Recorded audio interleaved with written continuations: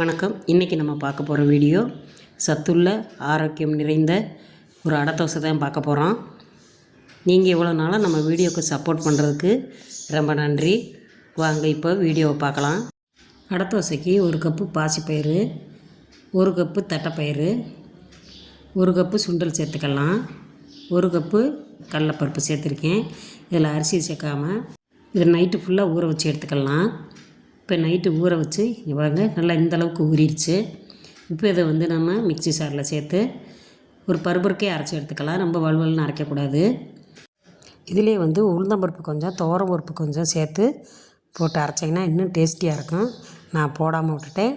நீங்கள் போடுறதுன்னா போட்டு அரைச்சிக்கோங்க. இப்போ இந்த மாதிரி நம்ம எடுத்துகிட்டு இதில் ஒரு சின்ன இஞ்சி துண்டு போட்டுக்கலாம். ஒரு 5-6 பச்சை மிளகா சேர்த்துருக்கேன். 2 பூண்டு பல் சேர்த்துக்கலாம். தேவையான அளவு உப்பு சேர்த்து இப்போ இதை மிக்சி சாரில் சேர்த்து நம்ம அரைச்சி எடுத்துருவோம். இந்த மாதிரி பருவருக்கே அரைச்சி எடுத்துக்கலாம். இதை ஒரு பவுலில் சேர்த்துட்டு மிக்சி சாரில் கொஞ்சமாக தண்ணி சேர்த்து அதையும் சேர்த்துக்குவோம்.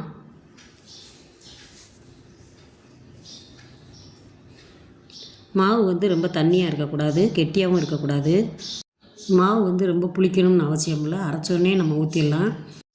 உடனே ஊற்றி சாப்பிட்டோம்னா பச்சை வாசம் அடிக்கும்னு நான் ஒரு மணி நேரம் புளிக்க வச்சுருக்கேன்.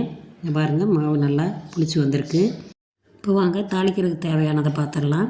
இப்போ ஒரு கடாய் அடுப்பில் வச்சு 2 ஸ்பூன் சமையல் எண்ணெய் சேர்த்துக்கலாம். எண்ணெய் காஞ்சதும் அதில் 1 ஸ்பூன் சோம்பு, 1 ஸ்பூன் கடுகுளுந்தம்பருப்பு, 1 ஸ்பூன் சீரகம் சேர்த்து கருவேப்பிலை ஒரு கொத்து சேர்த்துட்டு பொடியாக கட் பண்ண சின்ன வெங்காயம் ஒரு 50 கிராம் சேர்த்துக்கலாம். 2 கைப்பிடி அளவு முருங்கைக்கீரை, 1 கேரட்டை பொடியாக சீவி அதையும் சேர்த்து வதக்கிடுவோம். இது நல்லா பச்சை வாசம் போகிற அளவுக்கு நல்லா வதக்கலாம். இதில் கொஞ்சம் தேவையான அளவு உப்பு சேர்த்துக்கோங்க. உப்பு சேர்த்து நல்லா பச்சை வாசம் போகிற அளவுக்கு நல்லா வதக்கிங்க. நல்லா வதக்கிட்டு இதை நம்ம அரைச்சி வச்சுருக்க மாவில் சேர்த்துருவோம். மாவில் சேர்த்துட்டு ஒரு கைப்பிடி அளவு கொத்தமல்லி தழை நல்லா அதில் போட்டு கலந்துருங்க. இதில் நான் பெருங்காயத்தூள் போடாமல் விட்டுட்டேன். நீங்கள் அதை பெருங்காயத்தூள் கொஞ்சம் போட்டுக்கோங்க. பயிர் வகையெல்லாம் நம்ம சேர்த்துருக்கிறதுனால கொஞ்சம் பெருங்காயம் போட்டால் வாசமாகவும் இருக்கும், வாய்வு தொல்லை இருக்காது. மாவு ரொம்ப தண்ணியாக இல்லாமல் ஓரளவுக்கு கெட்டியாக வச்சுக்கோங்க. இந்த அளவுக்கு இருந்தால் போதும். நான் அடுப்பில் வச்சு சூடானோன்னா ஒரு 2 கரண்டி மாவு எடுத்து அதில் ஊற்றி நல்லா அகலப்படுத்தி விட்டுருங்க. அடுப்பு மிதமான சூட்டில் வச்சுக்கோங்க.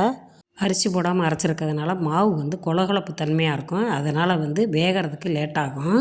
2 ஸ்பூன் எண்ணெய் சேர்த்து நல்லா மூடி போட்டு மூடி வச்சுருங்க. மூடி போட்டு மூடிட்டோம்னா நம்ம மேலே இருக்கிறதெல்லாம் மாவு நல்லா வெந்துடும். இப்போ பெரட்டி விட்டுறலாம்.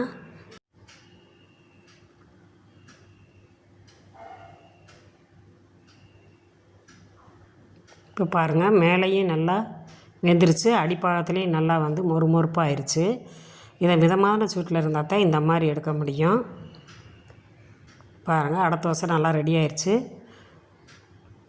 மீதி மாவையும் நான் இதே மாதிரி ஊற்றி எடுத்துக்கிறேன். இதே அளவுகளில் பயிர்களை ஊற வச்சு இதே மாதிரி மாவு அரைச்சி செஞ்சு பாருங்கள். நல்லா டேஸ்டியாக இருக்கும், சாப்பிட்றதுக்கும் நல்லாயிருக்கும். இந்த வீடியோ உங்களுக்கு பிடிச்சிருந்துச்சுன்னா நம்ம அமிர்தம் அம்மாள் சமையலுக்கு சப்ஸ்கிரைப் பண்ணுங்கள், லைக் பண்ணுங்கள். இதோட தேங்காய் சட்னி வச்சு சாப்பிடும்போது இன்னும் டேஸ்ட்டு வேறு லெவலாக இருக்கும். இது சட்னியே இல்லாமல் சாப்பிட்டாலும் நல்லா டேஸ்டியாக இருக்கும். மெதுவான இந்த அடையை வாரம் ஒரு முறை இந்த மாதிரி அடை செஞ்சு உங்கள் குழந்தைகளுக்கும் கொடுங்க. நீங்களும் சாப்பிட்டு பாருங்கள். சாப்பிட்டு பார்த்துட்டு நம்ம வீடியோவுக்கு ஒரு லைக் போடுங்க. மறக்காமல் நம்ம சேனலுக்கு ஒரு சப்ஸ்கிரைப் பண்ணிடுங்க, லைக் பண்ணிடுங்க, ஷேர் பண்ணிடுங்க, கமெண்ட்ஸ் பண்ணுங்கள். உங்கள் ஃப்ரெண்ட்ஸுகளுக்கெல்லாம் ஷேர் பண்ணி விடுங்க. அப்படியே பெல் பட்டனை தட்ட மறந்துடாதீங்க. தேங்க்யூ.